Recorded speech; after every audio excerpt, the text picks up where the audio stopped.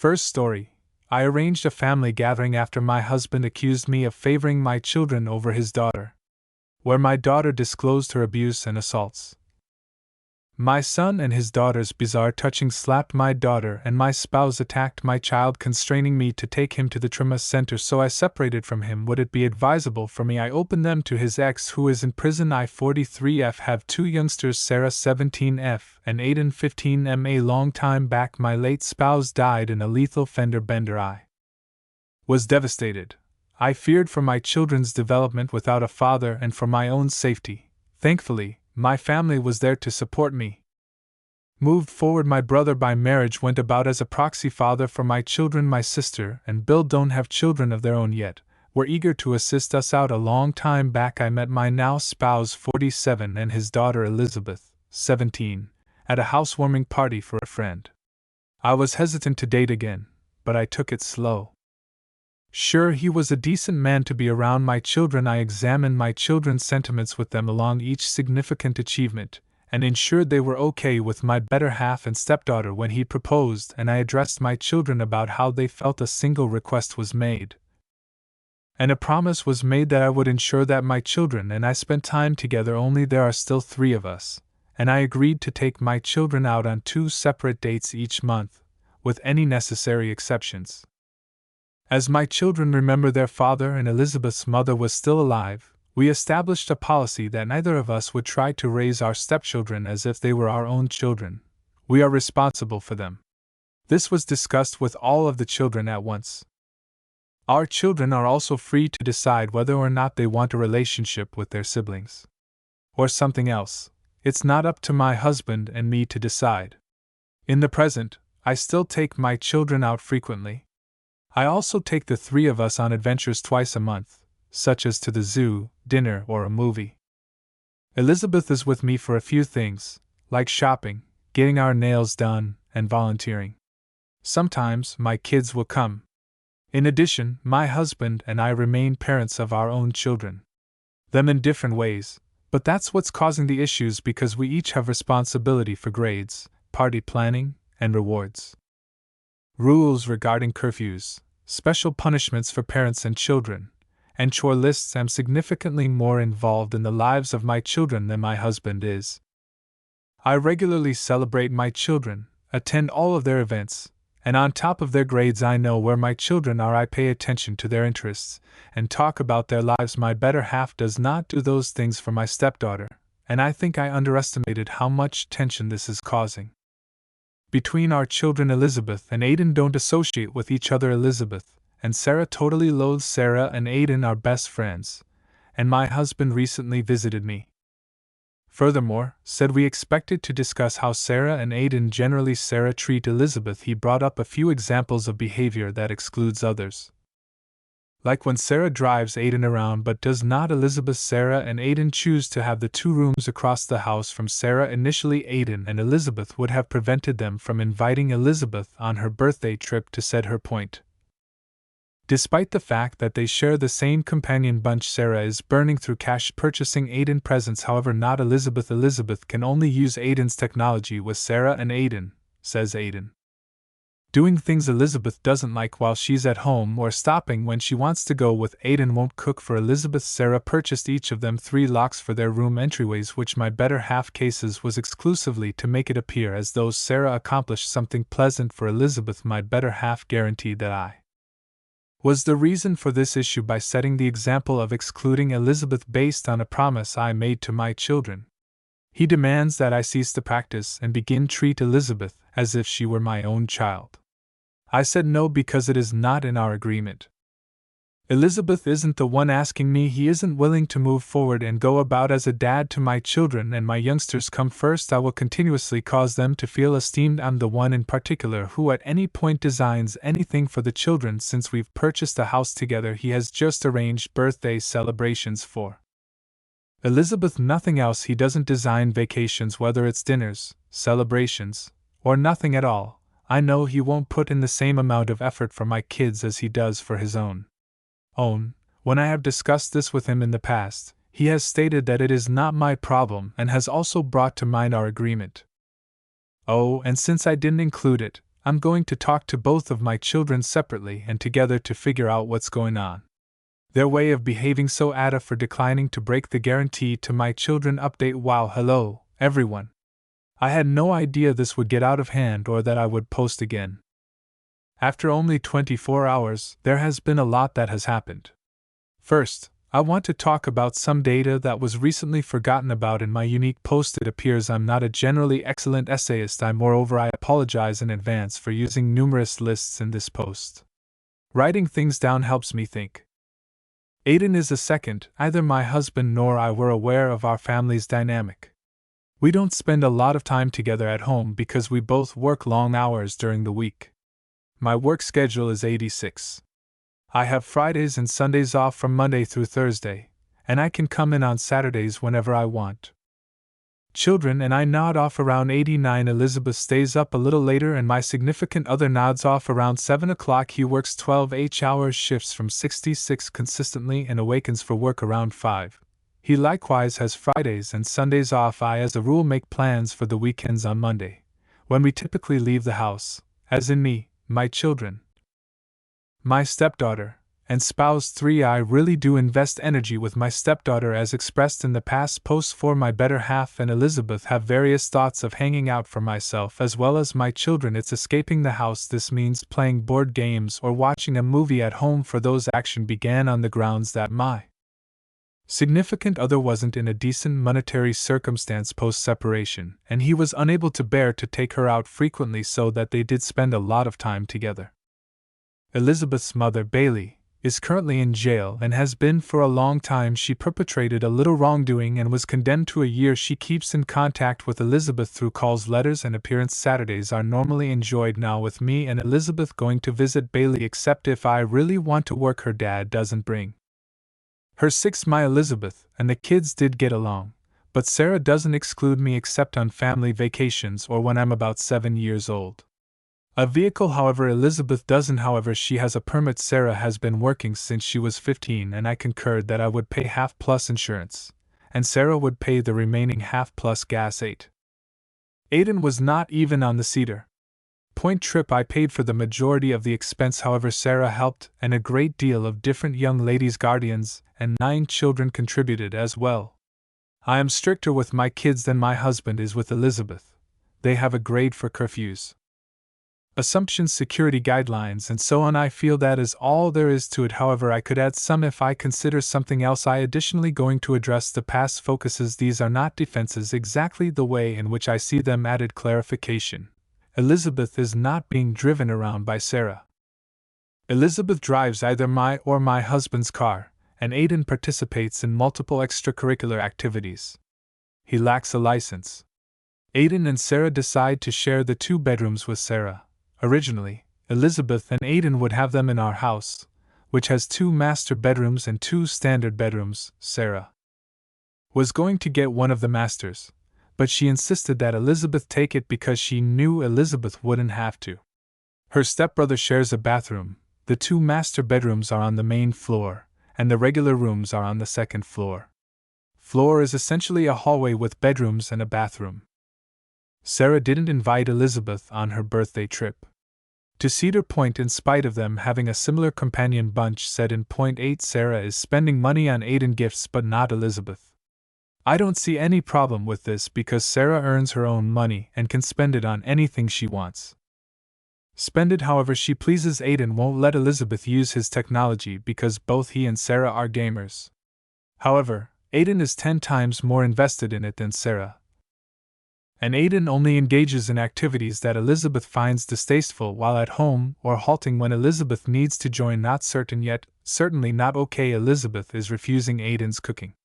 As a child, Aiden cooked a lot and developed a passion for it. Now he cooks supper for the whole family, remembering Elizabeth, and will cook separate things for Sarah's solicitation like lunch or breakfast, and she'll also buy him ingredients for any new recipes they both want to try. Sarah bought all 3 of them locks for their room entryways, which my significant other cases was exclusively to make it look seem as though Sarah followed through with something nice for Elizabeth. This one And I also see no problem with the importance of privacy, and I spoke separately with each of the 3 children last night, and instructed them to each write a list of things they want to talk about at the family meeting today. I learned a lot that really surprised me when I spoke. In private, Elizabeth was asked to speak first because we were all seated in the living room for the family meeting. The one who is upset reiterated the statements above without providing an explanation for her actions and added a things to her rundown. Elizabeth's rundown film evenings higher up without her declining to drive her to Sarah, refusing to invite her to hang out with their friends, or lying about where she is at school, or leaving without her was going. Sarah is having a gathering talk without her declining to try and endeavor a kin relationship with her, putting locks on their entryways and going to the bathroom so that we could play video games together without Elizabeth. She asserted that she was just as deserving of being a parent as Sarah and Aiden, and that she felt as though they hated her and wanted to get rid of her. And how unfair it is that we get to have a family while she doesn't. Sarah asked her if she was sincere. Thought she had a smaller family than Aiden, and she do. Elizabeth was going to say something else, but my husband interrupted. Stepped in and requested that Sarah read her list, despite the fact that Sarah had informed me last night of Elizabeth's activities. I didn't expect how gruffly she would bring it up. Sarah's rundown: breaking into their rooms and taking their stuff, food demanding, sharing garments matching, demanding a kin relationship when declined by despite being warned multiple times. She followed her around school and forced herself into Sarah's friend group to let them be taking steps to go to educators, me and hubby, in the event that they didn't, taking and afterward destroying Sarah's cosmetics, telling my children that they should be glad their father died because they now have her father, and a sister remarks towards anime characters without holding back while observing together. This incorporates excavators. Aiden has a keen interest in her, getting on the phone with Aiden, getting defensive when Sarah comes in and calls her out for it. Is the real reason why Sarah insisted on the situation in the bedroom was to buy 2 fun things and give one to Sarah after she admitted to having a TV crush. Throws a fit whenever she loses a game or any competition, and refuses to stutter. Invest energy on school and afterward grumbles when she doesn't get passing marks, anticipating that I should move forward and do everything for her despite the fact that I do not do those things for my own children. As opposed to her father always being late getting ready for school, then irritated that they don't wait for her to flirt with Sarah's boyfriend at the time, since sisters share everything, declining to find a new line of work or do anything beneficial, while being envious of both when she was finished. I asked Aiden if Elizabeth was really trying to touch him, but he didn't respond. First, yet after a second he says Elizabeth denied it right away. However, Elizabeth was told by Sarah that she was a disgusting person and that she had stopped speaking. That although she believes she can get away with anything, none of their friends like her and wouldn't be around her in the event that Elizabeth didn't make them, that she was ruined and entitled, that assuming she at any point attempted to do anything with Sarah, her brother, and everyone else would make her life miserable. So I stopped Sarah there because I don't threats of violence. Elizabeth stated that Sarah's treatment of her is unfair due to their shared interests. Worse, because Sarah isn't as ugly as she is, whereas when you do it, I do it. It's weird and trashy, Sarah countered, saying that it has nothing to do with her appearance, and that she is just a bad person. Elizabeth raised how Sarah is the awful one, deliberately barring her investing energy with me, independently refusing to acknowledge her in the house where she resides. Refusing to recognize her and her deceased father as members of their family. Apparent Sarah: my father is dead, he's never returning. Your mother is in prison. You, Elizabeth, is not at all the same when you talk to her every day and see her every week. A similar: I share my father. You're simply being that you need to share your mother now. Sarah: essentially, my father didn't pick to leave me. Your mother had a choice, and I understand why Elizabeth made that decision. Slapped Sarah. Aiden punched her husband Elizabeth, and forced Aiden into a mirror that was hung. I began yelling at my husband to keep his hands off of my children while telling them to leave on the wall. Pack of back kids ran off. Elizabeth followed them, and my better half and I were shouting at one another. I could hear after a lot of yelling. Elizabeth pounded on their doors and wept. My husband slapped me, and Sarah started yelling. I discovered the girls in my car after Aiden, who appeared to be putting the bags in Elizabeth's car, disappeared. Arguing in the bedroom because Sarah was packing a bag for me. When I told Sarah to wait in the car while I packed, I reluctantly obeyed and packed my bag while Elizabeth and my husband screamed at me. I then left Sarah on the curb and my son had to be taken to the hospital, so I let her drive off and told her to switch with me. Aiden required 17 stitches and suffered a concussion because the mirror had cut him. Bringing criminal charges against my husband and initiating an immediate divorce and separation from our lodging, I addressed Sarah and inquired as to why she hadn't brought any of this up already. She let me know that Elizabeth only began acting in that manner after her husband had already proposed, and both she and Aiden desired my happiness. Because they had witnessed my depression following my late husband's death, I told her and later Aiden that they are my satisfaction. Sarah contended and expressed that since I had made such countless penances, it's not out of the question that they also did, and I promised her that because I am their mother, she would never have to give up anything for me. Sarah started crying and apologized, stating that she had never intended for me to lose another husband and that would have let Aiden hurt. I kept reassuring her all the way to our hotel. My children are now asleep, I'm afraid. I'm not sure if I want Elizabeth or my husband to contact me. That's all for now. Thanks to everyone for the comments. Should I go to jail and talk to Bailey? It appears that my husband was unaware of Elizabeth's behavior, and I didn't either, so I just want answers to my friend's second story sibling from another mother entitled Sweetheart blamed me for engaging in extramarital relations with, and my preposterous sibling threw me out. I took him out of the house to please his girlfriend. Exposed him to our parents, and now he begs for reconciliation, claiming that he broke up with his toxic girlfriend and that we can be roommates again, but that nothing is the same. Pitiful. I'm just using this to get this off my chest because I'm still dealing with things and the title is confusing. Primarily, but if I can also get some confirmation, that would be beneficial. So I 21F second story have known 21M Mike under a fake name for 16 years. Together, we became friends. Officially in kindergarten, but our parents were friends from college.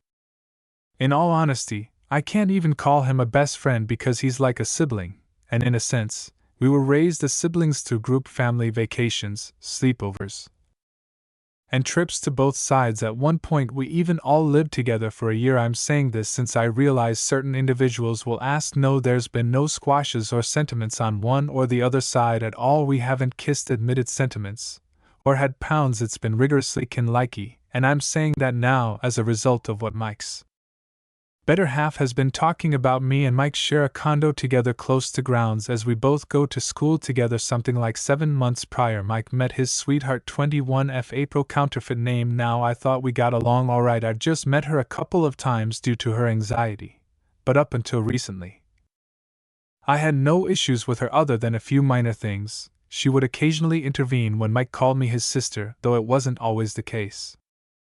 In fact, you're not kin, which is 100% valid, yet it's the way we saw each other since we were kids. So very nearly a month prior my group got dropped, so I got back home early. I stroll in and right on the lounge chair are Mike and April having sex. I shout hurry to my room and madly yell at Mike via text.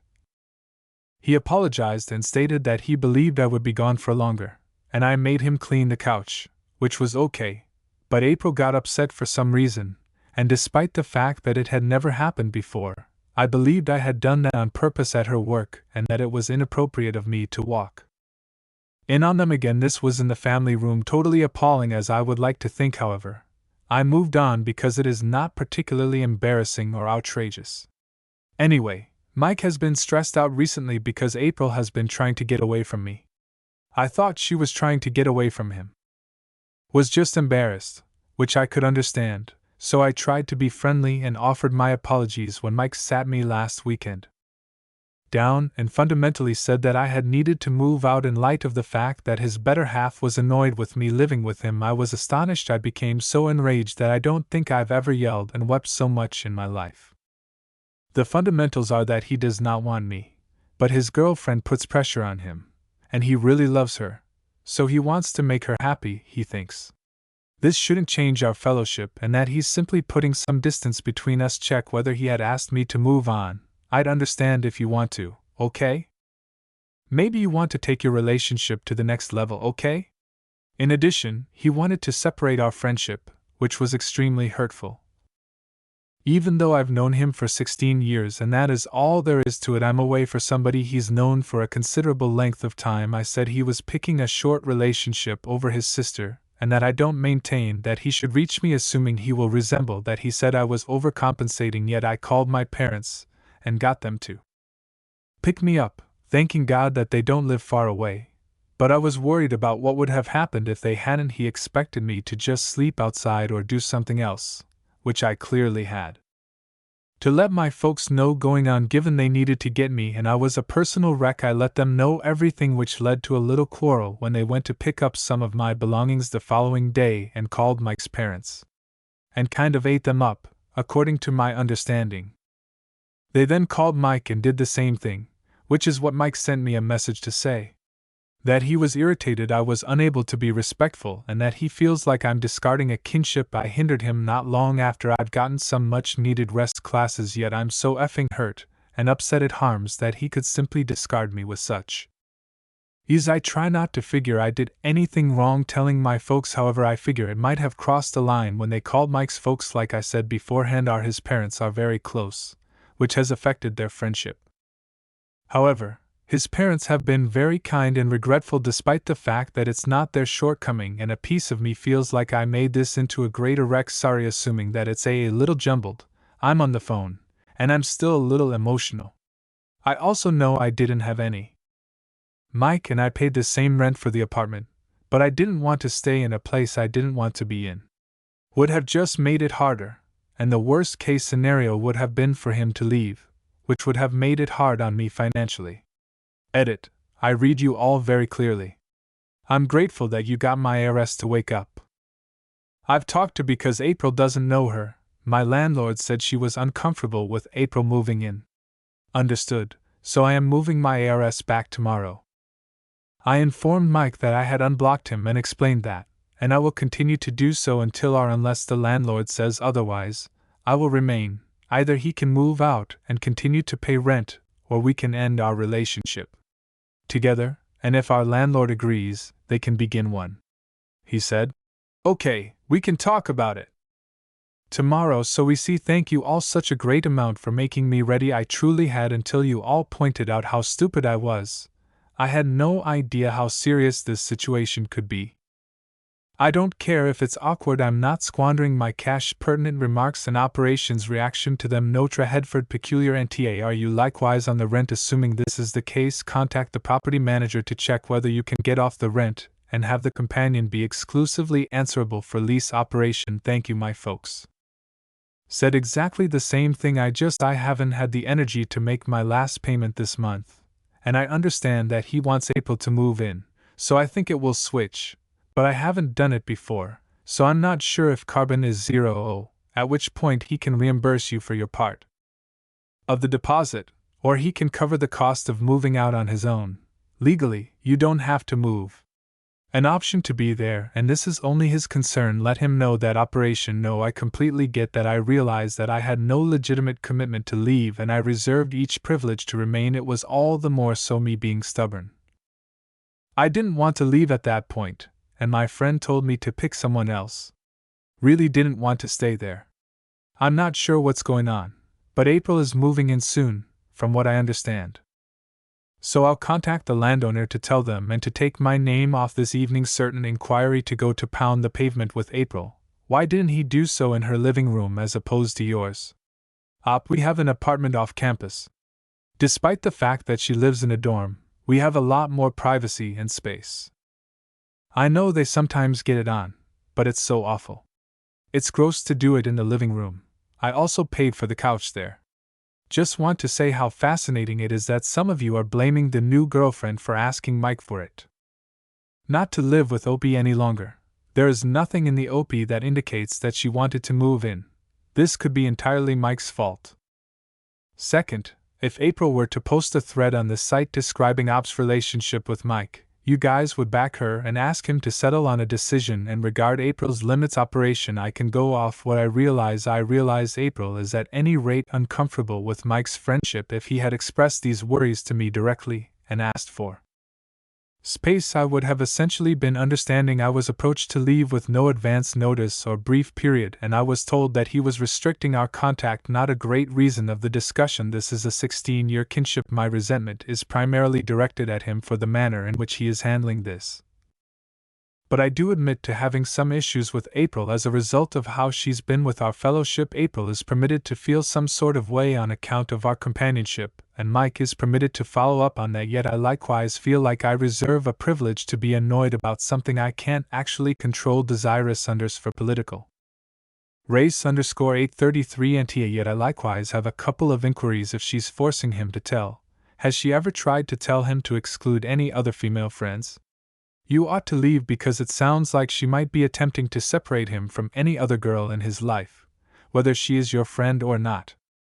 Saying that he did the right thing, but 7 months is too young for her to be able to force him to tell her, his childhood best friend, to leave your shared apartment and move in with herself? No, I don't think so. We have one other female friend, but she is in a relationship with a group member, and April and her do not often interact. Has had a lot of problems with Mike's parents, particularly his mother, but I don't know why. Because of this, I don't know what's going on with his mother because I haven't spoken to her in a while. 5790 I'll take a big risk right now. Does his mother like you and hope you get it? I'm close to his family in the same way, so I don't know of anything about a friendship with your friend. Way that he is with mine, but neither of our parents ever gave the impression that they wanted us to be together. In addition, this is not his first girlfriend, so his mother is not acting this way. Thank you for the update. I was hesitant to even upload on Reddit because of the great advice, but I'm glad I did. I honestly can't believe how credulous I was, and all of you presumably saved me a great difficult situation. So on to the update. I came back to the apartment yesterday morning. I informed my mother in advance and inquired as to whether April would be absent so that we could speak on his own. Mike was very emotional and apologetic, which surprised me a little. I learned more data that checks out now. Mike has been under a great deal of tension for some time now to drop me. He believed that my leaving and distance would be sufficient to placate April while maintaining our friendship. Evidently, he did not anticipate my move to take it the way I did, even though I wouldn't have done it any other way. He didn't think I would leave that day, so yeah? He didn't say to pack your stuff and leave right away. Rather, he said you need to leave and that he wanted distance. Over our 16-year relationship, out of the blue causes me to feel like I could never have recently hit the sack. Ordinarily, because I've read everyone's comments so many times that I've drilled it into my head, I'm keeping my distance, even though it hurts. From Mike right now, the way that he not even once enlightened me regarding April needing him to not converse with me, and he didn't even before asking me to leave, think about my circumstances. Where else could I go? It's not the end of our friendship for sure, but regardless, he has offered his apologies and stated that he missed me while I was gone, and that he was aware that he was getting impatient after I told him to leave, but that he just wanted to make April happy. Since he could see a future with her, April has lost her SHT to say the least, and she hurled a tempest in the entryway of Mike refused to let her into our apartment last night, which, understandably, made her lose her SHT even more. Words tossed about on the two closures. I'm a home wrecker, a wah, which is funny. At any rate, she's not to be permitted into our condo now, essentially until he settles on their relationship. Mike has been disturbed today. He needs space from April since he said that he needs to cut off the friendship. Extremely astounding. However, I'm conscious optimism because I'm uncertain about his willingness. We've had a little heart-to-heart. Regardless of, I'm so irritated and hurt because he is my brother. I'm trying to act like a bee, like I wanted to when I moved back in, but it's so frustrating. Hard when he's all mop being miserable. I let him know that assuming he keeps seeing her, I'm putting some distance between us. Respectfully, he stated that he does not want that. I spoke with my landlord prior to moving in order to prevent this from happening again. Back then, she didn't want April to move in because she didn't know her. She was a little disappointed that this was happening because she didn't need show, which I comprehend. I've moved back and I've examined the rent with Mike. We were new in September, or that was the plan. So now that we're deciding how to proceed, I believe it will be best for me to acquire my own apartment. Although Mike says he wants us to stay roommates next year, This may have been long overdue, to be honest. We are currently discussing this. It is not a particularly dramatic update, but at least the leasing issue has been resolved. Solved. I won't be kicked out or leave until our lease is over because April won't be coming over soon. Future. The main issue right presently is my relationship with Mike. It's extremely off-kilter in the condo. You can tell something transformed. He's been attempting to be cordial like we were before this, and he's always apologized a ton, which I appreciate, yet I'm finding it a piece hard to continue on and return to typical I'm not being a bee or mean. Just somewhat far off. In any case, that is the update. I truly need to thank you all again for causing me to acknowledge how serious this could be, because I honestly was unaware that you couldn't just change who was renting, which is also extremely embarrassing. To that one woman who sends me spam messages in my DMs and comments is insane. I have no idea who hurt you, but please get your life back. This is even less important than the more pertinent comments and the OP's response to them. Which Chris 65 Mike needs to learn to drop any individual who attempts to separate him and a sound familial relationship. As a mother, I like both of you being flatmates because aggressive men are less likely to cause problems for you. I'm a girl mom and will keep these things in mind for Mike.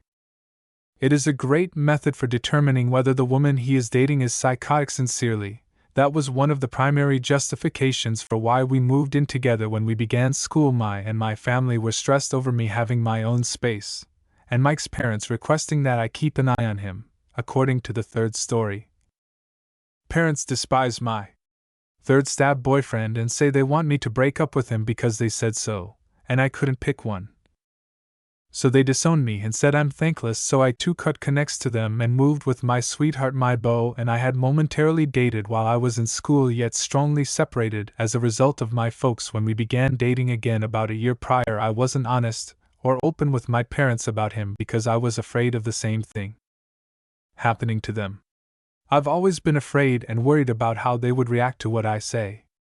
I'm not sure where this problem came from, but I might have been too afraid to tell them things as they are, so I haven't been telling my family much about my boyfriend.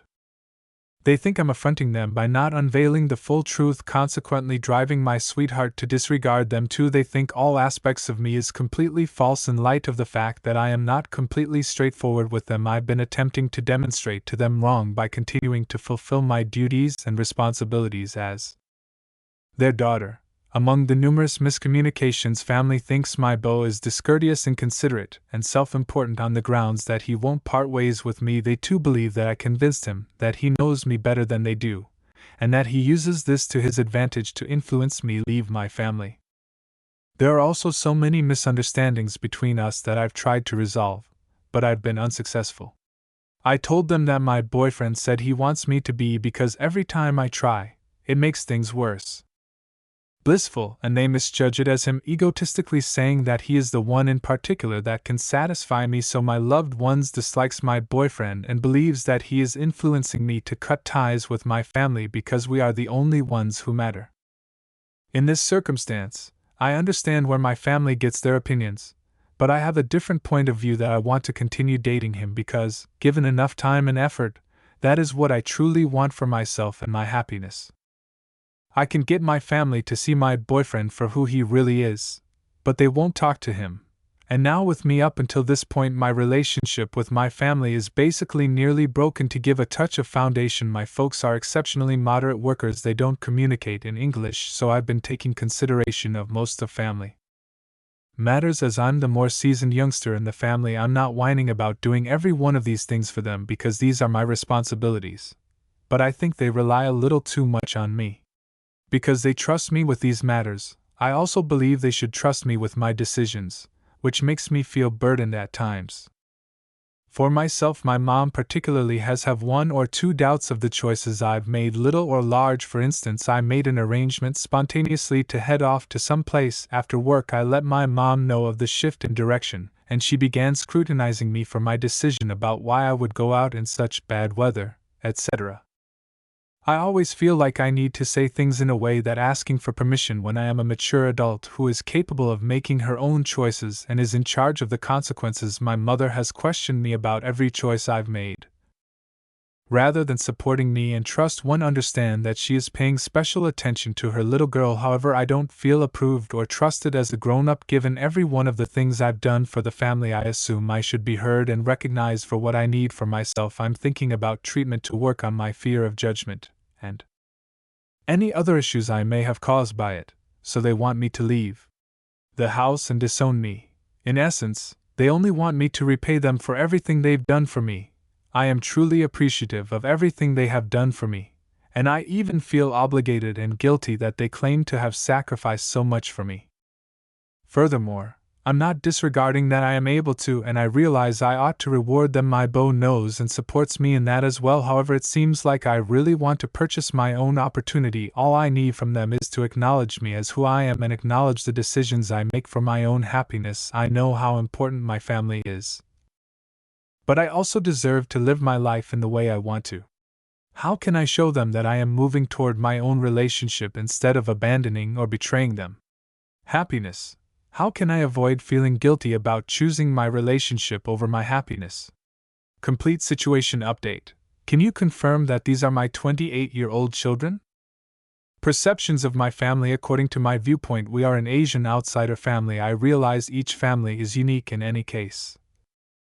I needed to hear others' thoughts on the off chance that it's too lengthy. You can just peruse the strong. My folks don't stay in bed a similar room, not to mention a similar bed in this manner. Either my sister 25F nor I 28F will have my own room when we move, but my sister and I will share an adult room. Our mid to late 20s, when each of my parents has their own room and doesn't talk to each other or talk about anything.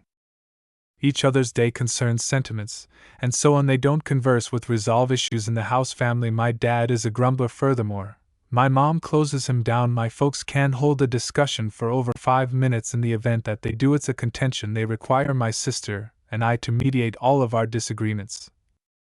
There is no emotional support, particularly from my mother, who views us as ungrateful for what we have. Would you like to discuss difficulties or minor issues that trouble us?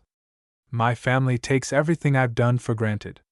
Sacrifice myself to take care of and give to my sister, but I don't feel appreciated enough, so I buy her things.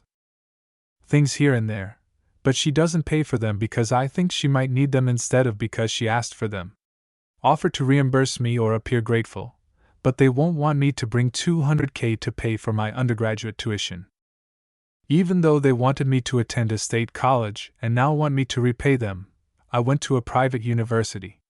Exposure. I've been giving them $4,500 consistently. However long I have been out of school and working even part-time, we don't have the foggiest idea how to determine issues. We adapt by keeping away from the issue and closing each other out. Then we attempt to embrace, chuckle it out, imagining that the issue's settled on its own. We are on eggshells around one another. We don't, as expected, examine issues and/or how we feel, so we're continuously contemplating how each other would think or respond. My folks want to impose their ideals on me. I am a private, individualist person, but they want me to prioritize my family. When I unconsideredly voice my own opinions as an adult, they have no concern for my own happiness or mental health. Ill-bred. The possibly time our family is blissful is the point at which I don't cause SHT by needing things my way, and for my own it's good that adult children want to move out. When I tell them I want to move out, they despise my boyfriend 30M for no apparent reason, so cutting ties with them and abandoning them is like abandoning them. See, perhaps it's the social distinction from idiotic Western versus Eastern outlook, yet they disdain him. They would also like to disown me for refusing to end our relationship in order to maintain family harmony.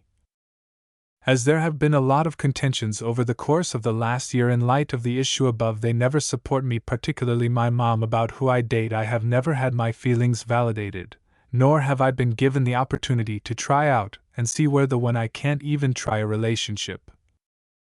How am I supposed to determine what works and what doesn't? Could alter and add all the more later, yet if it's not too much trouble, let me know regardless of whether this is an ordinary family. I'm beginning to see that all of my family is fed up, but they won't believe me, so P asked me if I plan to move in with my BF before long.